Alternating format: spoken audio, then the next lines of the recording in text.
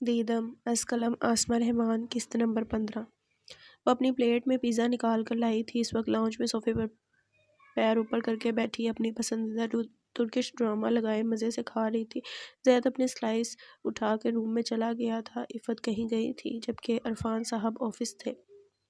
گھر میں اس کی باقی بہن بھائی موجود تھے لیکن لاؤنج میں فی الوقت صرف وہ بیٹھی ہوئی تھی۔ ڈرامے میں کسی کردار کی کوئی پول کھل گئی تھی جس پر سارا ماحول تنتنا رہا تھا۔ پس منظر میں ابھرتے پرتجسس میوزک کی آواز سے ایک الگ ہولناکی جھلک رہی تھی۔ اسی لمحے اس کا فون بجا جو سامنے میز پر پڑا تھا۔ اسے اسکرین کو دیکھتے ہوئے اٹھایا۔ بعد میں بات کریں گے حلیمہ، اس وقت میں ایک ضروری چیز دیکھ رہی ہوں، کہتے ہی فون کو لاوارث انداز میں صوفے پر پھینک دیا اور اسی انمناک سے ٹی وی میں گھس گئی۔ ذرا سی دیر بعد فون کی اسکرین پر ٹوں ابھری تو اس نے لاشعوری طور پر فون اٹھایا۔ واٹس ایپ پر حلیمہ نے کوئی تصویر بھیجی تھی۔ اس نے یوں ہی غیر ارادی طور پر تصویر کھولی۔ جب تک وہ لوڈ ہوتی وہ اسکرین کو دیکھ رہی تھی، پھر جیسے ہی وہ لوڈ ہوئی اس نے پرسکون انداز میں نگاہ ڈالی، پھر اگلے ہی پل وہ سپرنگ سے اچھل کر کھڑی ہوئی، سر اس قدر چکرایا کہ دنیا گھومتی محسوس ہوئی۔ اس نے پھرتی سے پلیٹ میز پر رکھی، جلدی جلدی خراب انگلیوں سے حلیمہ کا نمبر ملایا۔ کچھ ہی دیر میں اٹھا لیا گیا۔ یہ کیا بھیجا ہے تم نے؟ یہ کیا ہے؟ اس کا ایک سانس جا رہا تھا، ایک آ رہا تھا۔ یہ ایک بیڈ نیوز ہے آپ کے لیے۔ حلیمہ نے واجبی ہمدردی جتائی۔ کب؟ خشک گلا تر کیا۔ کب ہوا؟ 2 دن پہلے۔ عجیب بات ہے، آپ کو اب تک اطلاع نہیں ملی؟ اپنے کمرے میں بیڈ پر لیٹی حلیمہ ناخنوں کو دیکھ کر کہہ رہی تھی۔ ہمنا کی تن بدن میں آگ لگ گئی تھی۔ شاہ جہاں کہاں ہے اس وقت؟ شاہ بھائی تو پمز گئے ہیں، آج انہوں نے اپنی پٹی اتروانی تھی، کل آفس جائیں گے نا۔ اس نے سنتے ہی فون بند کیا، جلدی سے جوتوں پہ پیر اڑستے اور اپنے کمرے کی طرف بھاگی۔ اگر یہ چاروں گنڈے 2 دن پہلے پکڑے گئے تھے تو اب تک وہ حامد کا راز اگل چکے ہوں گے۔ حامد جو یہاں فی الوقت تو نہیں تھا لیکن شاہجہاں تو اسے پاتال سے بھی نکال سکتا تھا، اور اس سے قبل کہ وہ کوئی بھیانک قدم اٹھائے اسے شاہجہاں کو روکنا ہوگا۔ اس نے جلدی سے اپنا لباس بدلا، گردن میں دوپٹہ ڈالا اور پرس لیے وہ حواس پاختہ انداز میں باہر آئی۔ سر شکر کہ ڈرائیور گھر تھا۔ وہ گاڑی کے شیشے پر کپڑا پھیر رہا تھا۔ جلدی کرو ڈرائیور، پمز چلو۔ اس نے پچھلا دروازہ کھولتے ہوئے افراتفری مچائی۔ کرم دین چونکا، پھر اس نے تیزی سے کپڑا پڑے پھینکا اور ٹوپی درست کرتے ہوئے ڈرائیونگ سیٹ سنبھال لی۔ جب وہ گاڑی باہر لا رہا تھا تب وہ شاہجہاں کو کال ملا رہی تھی، جو پہلی بار تو نہیں اٹھایا گیا تھا۔ کیا مسئلہ ہے کبھی جو یہ آدمی میرا فون اٹھائے؟ چنچلاہٹ سے کہتے اس نے دوبارہ ملایا، اس بار 5ویں گھنٹی پہ اٹھایا گیا تھا۔ ہیلو شاہ، کہاں ہو تم؟ اس نے تیزی سے پوچھا۔ پمز میں ہوں۔ کیا ہوا ہے؟ بیزاری بڑی آواز آئی۔ مجھے تم سے ملنا ہے، ادھر ہی رہنا، میں آ رہی ہوں۔ اس نے کہتے ہی جھٹ سے فون بند کر دیا تاکہ وہ آگے سے فضولیات نہ بک سکے۔ گاڑی میں بیٹھی مسلسل پیشانی سہلا رہی تھی، گو کہ حامد ترکی میں تھا۔ روزانہ اسے ای میل یا اسکائپ پہ بات کرتا تھا لیکن وہ اندر سے بے حد گھبرا رہی تھی۔ آج نہیں تو کل حامد کو واپس تو آنا ہی تھا۔ اسے گئے 10 دن ہو چکے تھے، پھر کیا ہوگا؟ جس قدر شاہجہاں زخمی ہوا تھا وہ تو اپنا درد نہیں بھولنے والا تھا۔ گاڑی پمز پہنچی تو رکتے ہی وہ برق سی تیزی سے اتری۔ عمارت میں داخل ہونے تک وہ تقریباً بھاگتی رہی۔ ریسیپشن پہ آ کر اسے شاہجہاں کا پوچھا تو اسے نرس نے فوراً بتا دیا کہ وہ اس وقت ڈاکٹر عطا کے کمرے میں ہے۔ ڈاکٹر عطا سے وہ 1-2 بار مل چکی تھی۔ ان کا آفس تیسری منزل پہ تھا۔ وہ لفٹ کی طرف بڑھی لیکن وہاں لاتعداد مریض، نرسیں اور ویل چیئرز انتظار کر رہی تھیں۔ اس نے پلٹ کر سیڑھیوں کی راہ لی۔ ایک کے بعد ایک سیڑھی پھلانگتی وہ تیسری منزل تک پہنچی تو سانس بالکل رک رہا تھا۔ ریلنگ کو پکڑے وہ گھٹنوں پر ہلکی ہلکی کانپ رہی تھی۔ راہداری میں سے گزرتے لوگوں اور نرسز نے رک کر اس کا حال پوچھا لیکن وہ کیا بتاتی کہ یہ عمر کا تقاضا ہے۔ وہ 35 سال کی تھی، 20 سال کی نہیں جو پھرتی سے سریاں چرتی پھرتی۔ وہ مشکل ڈاکٹر عطا کے کمرے میں دروازے کی نوب کو گھما کر اندر داخل ہوئی تو سامنے ہی آرام دہ صوفے پر ٹانگ پر ٹانگ چڑھائے شاہجہاں کو دیکھا۔ اس نے دروازے کی آواز سے سر اٹھا کر اسے دیکھا۔ شکر ہے تم یہاں ہو، مجھے لگا تھا تم جا چکے ہوگے۔ آخر میرا کوئی حکم تم مان جو نہیں سکتے؟ ہلکے شکوے ہلکے دوستانہ آواز میں کہتے ہوئے اس نے اپنے پیچھے دروازہ بند کر دیا۔ لگتا ہے بھاگ کر آئی ہو، اس نے فون جیب میں ڈالتے ہوئے کہا۔ جوگرز پہنے ہیں؟ ہاں تو۔ اس نے پرس ڈاکٹر کے ٹیبل پر ایک طرف ڈال دیا اور بالوں میں انگلیاں ڈال کر خود کو کمپوز کرنے لگی۔ اس کا سانس زیر و بم میں تھا۔ شاہجہاں نے ایک نظر اسے دیکھا، پھر گھڑی کو۔ جو کہنا ہے جلدی کہو، مجھے کہیں جانا ہے۔ وہ پلٹی۔ بیٹھے تو تم پرسکون ہو؟ اس نے پھپتی سی اڑائی، پھر قدم قدم چل کر اس کے پاس آئی۔ پٹی اتر گئی؟ چوٹ کیسی ہے؟ اس نے شاہجہاں کے بال چھونا چاہے تو اس نے فوراً کلائی پکڑ کر جھٹک دی۔ ہاتھ نہ چلاؤ زیادہ، جو بات کرنی ہے وہ کرو، وہ خشک لہجے میں بولا۔ وہ زخمی سی مسکرائی۔ ٹھیک ہے۔ پیچھے ہوئی، میز کے ساتھ پڑا لوہے کا سٹول قریب کیا اور اس کے سامنے بیٹھ گئی۔ شاہجہاں نے سینے پر ہاتھ باندھ لیے تھے۔ وہ آج بھوری ٹی شرٹ اور کریم رنگ کی پینٹ میں ملبوس تھا، بال پٹی اترنے کے باعث ماتھے پر بکھرے ہوئے تھے۔ میں جو کہنے جا رہی ہوں، آئی نو تمہیں غصہ دلائے گا، لیکن میں یقین سے کہتی ہوں کہ میں اس کے پیچھے نہیں ہوں، میرا ذرا ہاتھ نہیں۔ وہ تمیز باندھتی ہوئی اپنی صفائی دے رہی تھی۔ اگر مجھے علم ہوتا کہ یہ سب ہونے والا ہے تو میں ایسا کبھی نہ ہونے دیتی۔ یقین کرو میرا، میں نے تمہارے ساتھ وقت گزارا ہے، میں جانتی ہوں تمہیں۔ اوہ ہمنا، تم مجھے نہیں جانتی۔ وہ بے سختہ ہنسا تھا۔ ہمنا کی آنکھوں میں اس کے چہرے کی اداس اور کربناک ہنسی گھومنے لگی، جسے اس نے آنکھوں کی سودگی میں دفنا دیا تھا۔ اس نے ہاتھ بڑھا کر اس کا گھٹنا چوما۔ جتنا جانتی ہوں شاہ، اسی بنیاد پر کہہ رہی ہوں، تم مجھے اس نام سے بلانا بند کرو گی؟ وہ تلخ ہوا۔ ہمنا نے ہاتھ پیچھے کر دیا۔ ٹھیک ہے، نہیں بلاتی، لیکن شاہجہاں، آئی نو کسی پر بھی اتنا بھیانک حملہ ہو جائے تو وہ اپنے حملہ آوروں کو معاف نہیں کرتا، تمہیں بھی نہیں کرنا چاہیے، لیکن کیا تم اسے موقع دے سکتے ہو؟ اس نے التجائی نظروں سے اسے دیکھا۔ کسے؟ حامد، وہ روحان سی ہوئی۔ اس نے غصے میں آ کر تم پر حملہ کرایا ہے، وہ بس تمہیں سبق سکھانا چاہتا تھا اور کچھ نہیں۔ شاہجہاں نے سینے سے ہاتھ ہٹائے، ٹانگ سے ٹانگ ہٹائی۔ کیا کہا؟ دوبارہ کہو۔ ہمنا اس کے انداز کو دیکھ کے لمحے کے لیے گھبرا گئی، پھر اس نے ہمت کی۔ یہی کہ اس نے تم پر غصے میں حملہ کیا ہے۔ مجھ پر حملہ حامد نے کرایا ہے؟ اس نے بے یقینی سے پوچھا۔ تم ایسے کیوں چونک رہے ہو؟ گنڈوں نے بتایا نہیں؟ اس نے اجڑپنے سے پوچھا۔ نہیں، یہ خلاصہ تم کر رہی ہو۔ وہ ایک دم بگڑ کے بولا۔ ہمنا کے پیروں تلے بارودی سرنگ پھٹی۔ تمہیں گنڈوں نے، تم لوگوں نے؟ Shit shit. وہ کھڑی ہو کر بال لوچنے لگی۔ شاہجہاں بھی ساتھ کھڑا ہوا۔ دونوں کے چہروں پر بے یقینی تھی۔ شاہجہاں حیران تھا کہ یہ حامد نے کرایا ہے۔ ہمنا پچھتا رہی تھی کہ اس نے پول کیوں کھول دیا۔ اس نے پلٹ کر دیکھا، وہ خشمگین نظروں سے اسے دیکھ رہا تھا، اور تبھی شاہجہاں نے اس کے بازو میں انگلیاں گھساتے ہوئے قریب کھینچا۔ تو تم اب یہ کرو گی؟ طلاق نہیں لے سکتی تو خود کو بیوہ کرو گی؟ نہیں نہیں، وہ ایک دم بوکھلا گئی۔ تم غلط سمجھ رہے ہو۔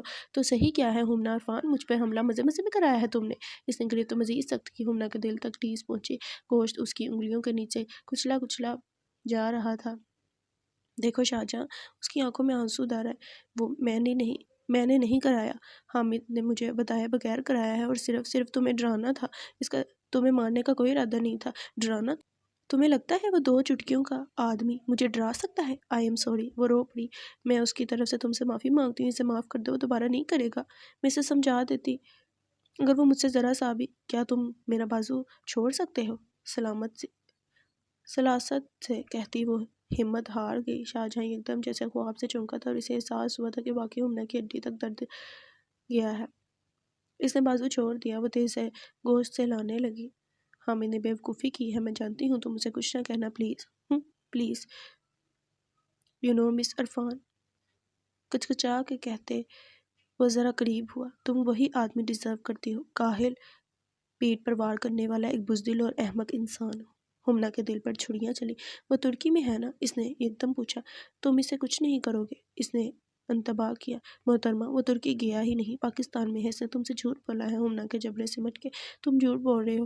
شاہجہاں ہنس پڑا۔ ٹھیک ہے، جا کر چیک کر لو اس کے گھر میں، وہ ادھر ہی ہے۔ وہ تمہیں ایک فیک تصویر بھیج کر یہ یقین دلا چکا ہے کہ وہ ترکی میں ہے، حالانکہ میں نے خود 2 دن پہلے اسے جس میں دیکھا تھا۔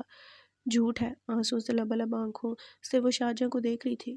گڈ فار یو، لیکن میرا درد سر یہ نہیں ہے۔ میرا درد سر یہ ہے کہ جب تک وہ مجھ سے معافی نہیں مانگ لیتا، میں اسے معاف نہیں کروں گا۔ تو ایک کام کرو ڈیئر فورسڈ وائف، چبا چبا کر کہتا وہ اس کی آنکھوں میں دیکھنے لگا، اس سے کہو مجھ سے معافی مانگے۔ اگر اس نے نہیں مانگی تو اگلی گرفتاری اس کی ہوگی۔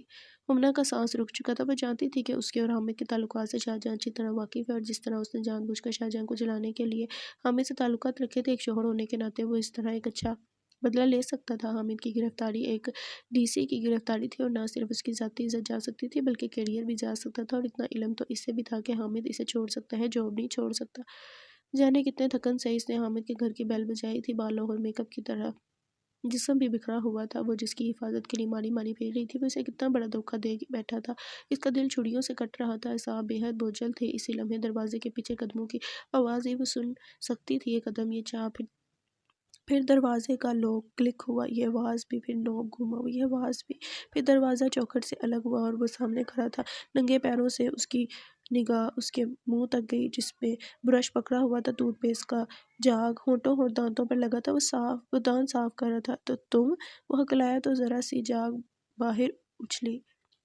उसने फौरन आस्तीन से होंठ पूछे। खुश आमदीद नहीं, खुश आमदीद तो आने वालों को कहा जाता है, तुम तो गए ही नहीं थे, है ना? तोल तोल के कहती वो उसे तंजिया नजरों से देखने लगी। हामिद के जबड़े सिमट गए। हुमना ने बेजारी से उसे हल्का सा धक्का दिया और अंदर चली आई। सोफे पर पर्स फेंकते ही वो किचन की तरफ बढ़ी। जरा झुक के फ्रिज का दरवाज़ा खुला, पानी की बोतल की तरफ हाथ बढ़ाया। हामिद दूर खड़ा उसे देख रहा था। बोतल उठाते ही उसकी निगाह फ्रिज में पड़ी चीज़ों पर गई, जिनको देखकर अंदाज़ा लगाया जा सकता था खाना स्टोर किया गया है। इसने गहरा सांस लिया और सीधी होकर बोतल खोल ली। जब तक वो पानी पीती, हामिद ने सिंक में कुल्ली की मुंह साफ किया। लिसन, वो तेजी से करीब आए। उन्होंने एक जोरदार चमाट उसके चेहरे पर मारी। वो लखरा कर पीछे हुआ। लायर, वो फंकारी, जबकि वो गाल पर हाथ रखे बेकिनी से उसे देख रहा था। मैं तुम्हारी सिक्योरिटी के लिए लूर लूर फिर रही हूँ, एक एक की मिन्नतें कर रही हूँ, और तुम झूठे मकार आदमी। वो करीब है, उसके कॉलर पकड़े। तुम मुझे बेला फुसला कर इधर ही बैठे हो, शर्म नहीं आती? क्यों झूठ बोला मुझसे? हाँ? हामिद की त्योरी चढ़ गई। उसने अपने हाथों से हुमना की कलाई पकड़ ली। हद में रहो। क्यों रहूं? मैंने तुम पर एतबार किया और तुमने क्या करते रहे हो? तुम यहाँ पे कौन आता रहा है तुम्हारी सहूलत के लिए? कोई और लड़की है ना? इसने हाथ छुड़ाए और हवास पाकता अंदाज में फ्लैट का जिज्जा लेने लगी। कहाँ है? किधर छुपाई है? मैं 10 दिन नहीं आई तुम्हारे पास, किसी को तो रखा होगा ना तुमने? कहाँ है? निकलो बाहर, तुम जो भी हो बाहर आओ। हजियानी अंदाज में चीखती वो कमरे में आई और बिस्तर तकियों को देखा, वो सेट थे। वो इसी तरह वॉशरूम गई, वो भी दुरुस्त था। इसने एक एक करके अलमारियां खोली, पर टक टक बजने लगे। तुम क्या कर रही हो? होश में हो? कोई भी नहीं है? फिर किस माँ के लिए झूठ बोला है तुमने मुझसे? वो अलमारी को जोर से बंद करती उसकी तरफ आई। वो होश में नहीं थी, यूं लग रहा था पागल हो गई है। किसी के लिए भी नहीं। इस वक्त कोई फ्लाइट नहीं मिली मुझे, इसलिए वापस आ गया। मैंने क्या कहा था? कहाँ चले जाना? शहर से बाहर जाने का कहा था ना? क्यों नहीं गए? हाँ, मैं एक लड़का नहीं हूँ हुमना, एक ऑफिसर हूँ। मेरी जॉब है, काम होता है मुझे। यूं आनन फानन में मुल्क छोड़कर चला जाता? नहीं जा सकते थे तो फिर प्रिटेंड क्यों किया? मुझे क्यों कहा कि जा रहे हो? सिर्फ तुम्हें तसल्ली देनी थी ताकि तुम परेशान ना हो, इसलिए। झूठ मत बोलो मुझसे। वो सुर्ख आंखों से गुर्राई। तुमने मेरा मान तोड़ा है, मेरा एतबार। मैं झूठ नहीं बोल रहा, कमोन। झूठे हो, मक्कार, फरेबी, धोखेबाज। वो फूट फूट कर रो पड़ी। हामिद ने गहरा सांस लेकर खुद को मुतदल किया। देखो हुमना, मैंने झूठ नहीं बोला तुमसे। मेरी जॉब की नौयत ऐसी नहीं कि मैं झटपट मुल्क छोड़ दूं। मैं एक सरकारी ऑफिसर हूँ। मैंने सिर्फ तुम्हें पुरसकून रखने के लिए ऐसा किया। तुमने झूठ बोला है। ठीक कहा है शाहजहां। मैं तुम जैसा काहिल, अहमक और बुज़दिल इंसान ही डिजर्व करती हूँ। ये मेरी कम नसीबी है कि मुझे कोई मर्द ऐसा नहीं मिलता जिसमें मर्दानगी हो। क्या कहा? हामिद की पेशानी पर भर पड़े। जो तुमने सुना। तुम भी एक झूठे और फरेबी हो, टॉक्सिक मर्द। टॉक्सिक? हामिद ने तन से अहंकार बढ़ा। You know what Humna, I love you so much, I mean it. लेकिन तुम जैसी औरतें हर चलते फिरते मर्द को टॉक्सिक बोल सकती हैं, पता है क्यों? क्योंकि तुम लोग खुद तरसी का शिकार हो, अपनी ज़ात की सताई हुई हो, इसलिए हर मर्द टॉक्सिक लगता है। खुद से निकलोगी, अपनी जहर की भरमार देखोगी, तब मालूम होगा कि टॉक्सिक मर्द क्या होता है। मुझ जैसी औरतें? वो अहमकाना अंदाज में हंस पड़ी। सही कहा, मैं ही टॉक्सिक हूँ। तो एक काम करते हैं, अलग हो जाते हैं। क्या ख्याल है तुम्हें? मुझ जैसी टॉक्सिक लड़की के साथ नहीं रहना चाहिए, है ना? यही मसला है तुम्हारा, जज्बाती हो जाती हो, ज़रा सी इज़्ज़त नफ्स मजरूह हो जाए, रिश्ते तोड़ने पर आ जाती हो। तो ठीक है ना, लेट्स ब्रेक अप। वो कमाले सहूलत से बोली। नहीं रह सकते तो अलग हो जाते हैं। बंद करो बकवास, बस बहुत हो गया। हामिद का जब टूटा। बकवास नहीं है ये, तुम मेरे लायक ही नहीं हो, झूठे फरेबी और अहमक हो तुम। मुझे कोसना बंद करो। वह गुस्से से कांपा। क्या कर लोगे? हाँ, ब्रेकअप तो कर नहीं सकते। मुफ्त में जिस्म जो मिल रहा है, क्यों करोगे तुम? हाँ, मैं कर सकता हूँ, मुझे घंटा फर्क नहीं पड़ेगा। वो दहशतनाक लहजे में बोला। तो करो ना, किसने रोका है तुम्हें? करो ब्रेकअप, यह आखिरी फैसला है। इसने बेलचक लहजे में पूछा। हाँ, ओके, लेट्स ब्रेकअप। हामिद ने पुरसकून अंदाज में कहा। इस फ्लैट में मौजूद अपना सारा सामान ले जाए मिसेस शाहजहां, और दोबारा मुझे शक्ल मत दिखाएंगा अपनी, वरना नोच डालेगा ये अहमक, काहिल और बुज़दिल आदमी। जहर से फंकारता वो इस पर एक कराहत बड़ी नज़र डालता वॉशरूम में घुस गया। उसका सर घूम रहा था। आहिस्ता से वो फर्श पर बैठ गई। यूँ लग रहा था जैसे जिस्म से जान निकल रही हो। सामान लिए जब वो घर आई तो लॉन्ज में इफ़त बेगम ने उसे रोक लिया। कहाँ गई थी? ज़ैद पूछ रहा था। उन्होंने सामान को सिसरी नज़र से देखा। जहन्नुम में गई थी। उसे जाना है तो वो भी जा सकता है। रुखाई से जवाब देती हुए बगैर रुके कमरे की तरफ बढ़ गई और अपने पीछे दरवाज़ा किसी धमाके से बंद किया। पर्स फर्श पर फेंकने के बाद वो बिस्तर पर औंधी गिर गई और रोने लगी। जितनी ज़ोर से, जितनी हिचकियों से वो रो सकती थी वो रोई। इफ़त बेगम ने दरवाजे पर आकर उससे मुखातिब करना चाहा, लेकिन वो दस्तक नहीं दे सकी, क्योंकि अंदर से उसके ज़ारों की तार रोने की आवाज़ आ रही थी कि वो शाहजहां से भिड़ के आई होगी या फिर उस हामिद जलील से घपला हुआ होगा। اور یہ کون سا پہلی بار ہوا تھا؟ وہ جب بھی کسی سے لڑکے آتی اسی طرح دروازہ بند کر کے کئی گھنٹوں تک روتی رہتی، پھر خود ہی ٹھیک ٹھاک ہو کر شام میں نکل آتی تھی۔ آج بھی نکل ہی آئے گی۔ انہوں نے سانس نکالا اور الٹے قدموں پلٹ گئی۔ وہ عمران اور عرفان صاحب، سلیمان صاحب اور طاہرہ بیگم کے کمرے میں موجود تھے۔ شاہجہاں سلیمان صاحب کے پاس بیٹھا انہیں گنڈوں کے بارے میں بتا رہا تھا، پولیس کے معاملات عمران نے دیکھے تھے۔ وہ جان گیا تھا کہ حامد نے سب کرایا ہے۔ وہ اپنی بہن کو روک نہیں سکتا تھا، لیکن اپنی بہنوئی کی عزت کو خاک میں ملانے سے بچا سکتا تھا۔ اس لیے اس نے عرفان صاحب کو شامل مدعا کیا اور دونوں شاہجہاں کے ساتھ مل کر حویلی چلے آئے تاکہ یہ معاملہ مزید نہ بگڑے اور سچائی معلوم ہونے پر ہمنا کے کردار پر کوئی حرف آئے۔ تو تم کہنا چاہتے ہو گنڈوں نے تمہیں کوئی اور سمجھ کے حملہ کیا تھا؟ سلیمان صاحب نے مشکوک نظروں سے دیکھا۔ وہ جھوٹ نہیں بولنا چاہتا تھا، لیکن فی الوقت یہ معاملہ اس کے ازدواج کا تھا۔ ہاں بابا، ایسا ہی ہوا ہے۔ ان کو جس بندے کے لیے بھیجا گیا تھا وہ میں نہیں تھا، کوئی اور تھا۔ انہیں اندھیرے میں غلط فہمی ہوگی۔ ایسا انہوں نے خود پولیس اسٹیشن میں اعتراف کیا ہے۔ اس نے ایک اور جھوٹ کرا۔ طاہرہ بیگم کی پیشانی پر بل تھے، جبکہ سلیمان صاحب کی شکیہ نظریں اس کے چہرے کو ٹٹول رہی تھیں۔ عرفان اور عمران نے البتہ ندامت سے سر جھکایا ہوا تھا۔ تم سچ کہہ رہے ہو شاہجہاں؟ میں جھوٹ کیوں بولوں گا بابا؟ اس نے زبان کی لڑکھڑاہٹ پر قابو پایا۔ میں سچ کہہ رہا ہوں، میری کسی سے کوئی دشمنی نہیں ہے۔ کوئی مجھ پر حملہ آور کیوں ہوگا؟ آپ خود سوچیں۔ لیکن بیٹا اگر تمہیں کچھ ہو جاتا تو تب بھی وہ موالی یہی کہتے۔ طاہرہ بیگم رکھائی سے بولی، ماما وہ جس کو بھی مارنے آئے تھے اس کو صرف زخمی کرنے کی نیت تھی۔ انہیں مجھ پر شک ہوا تو انہوں نے غلط فہمی میں مجھے مارا۔ وہ کسی اور کو کس کو؟ سلیمان صاحب نے درستگی سے پوچھا۔ جی کیا ہوا بابا؟ میں پوچھ رہا ہوں دوسرا کس کو مارنے آئے تھے؟ انہوں نے تفتیشی انداز میں شاہجہاں ایک لمحے کے لیے کشمکش کا شکار ہوا۔ اس نے گھبرا کر عمران کو دیکھا، جس پر سلیمان صاحب کی پیشانی تن گئی۔ وہاں کیوں دیکھ رہے ہو؟ ہمیں جواب دو۔ وہ جو نیا مینیجر آیا ہے نا تایا، وہ لمبا سا آدمی جسے 2 مہینے پہلے ہائر کیا تھا، اس کا جھگڑا ہوا تھا مال میں کسی سے۔ اس بندے نے پھر گنڈے بھجوائے لیکن وہ تو شاہجہاں سے کئی انچ لمبا ہے عمران بابا۔ تو کون سا اس کو مینیجر کا مجسمہ دکھایا گیا ہوگا یا انچ ٹیپ دے کر ناپا گیا ہوگا؟ یہ اونچائی ہے، یہ چوڑائی ہے۔ وہ جھنجھلا کر بولا۔ سلیمان صاحب نے پتلیاں سکڑیں۔ تم کیوں بگڑ رہے ہو؟ میں اپنا اطمینان کرنا چاہتا ہوں بابا۔ تصویر دکھائی گئی ہوگی اس کو، اور تصویر میں کسی کے قد کاٹ کا کیا پتہ لگ سکتا ہے؟ وہ اکتاہٹ سے کہتے ہوئے سر جھٹکنے لگا۔ سلیمان نے بیزاری سے سانس لیا۔ المیہ ہے یہ بھی، کل کو کسی کو مار دیں گے، پھر کہیں گے پہچانا نہیں ہم نے۔ امی بابا آپ مجھ پر چھوڑ دیں یہ سب۔ اب میں ٹھیک ہو گیا ہوں تو میں خود ہی دیکھ لوں گا سب کو۔ ان کے کیے کی سزا ضرور ملے گی، اس کا بھروسہ رکھیں مجھ پر۔ میں نے گارڈز بھی رکھوائے ہیں اپنے لیے اور پارکنگ کی سیکیورٹی بھی بڑھا دی ہے۔ ایسا دوبارہ نہیں ہوگا، میں آپ کو یقین دلاتا ہوں۔ مجھے تو یہ جان کر تسلی ہو رہی ہے کہ تمہارا کوئی خفیہ دشمن نہیں ہے۔ اگر کوئی نکل آتا تو پھر مشکل ہوتی۔ اللہ نے تمہیں رکھ لیا، اللہ تیرا شکر ہے۔ طاہرہ بیگم نے ممنونیت بھرا سانس لیا۔ اگر نکل بھی آتا تو کیا مجھ سے منگا اسے تباہ کر دیتا؟ میری آل اولاد پر کوئی حملہ کرائے اور میں چھوڑ دوں؟ میں ریٹائر ہوا ہوں، مرا نہیں ہوں۔ سلیمان صاحب نے اشتعال سے جتایا۔ شاہجہاں نے ان کی آنکھوں میں ممتا کی طرف دیکھی تھی، اس ایک مرد کا عکس جو فیملی کے لیے برگد کے پیڑ جیسا ہوتا ہے۔ اس نے اپنائیت سے ان کا ہاتھ دبا دیا۔ جب وہ باہر نکلا تو عمران اور عرفان بھی عقب میں تھے۔ وہ تیز تیز چل رہا تھا، اپنی بہن کو آسان لفظوں میں سمجھا دینا کہ اپنی حرکتیں ٹھیک کر لے۔ اس نے مجھے بہت کمزور سمجھا ہوا ہے۔ میں چپ ہوں کیونکہ وہ میرے بچے کی ماں ہے۔ لیکن چلتے چلتے وہ رکا۔ عمران بھی ساتھ ٹھہر گیا۔ وہ ذرا سا اس کی طرف مڑا، آنکھوں میں انتباہ تھی۔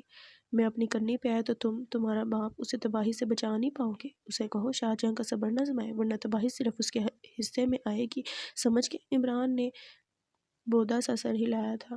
اس نے کوٹ کے بٹن بند کیے اور پلٹ کر لمبے لمبے ڈگ بھرتا راہداری میں آگے بڑھ گیا۔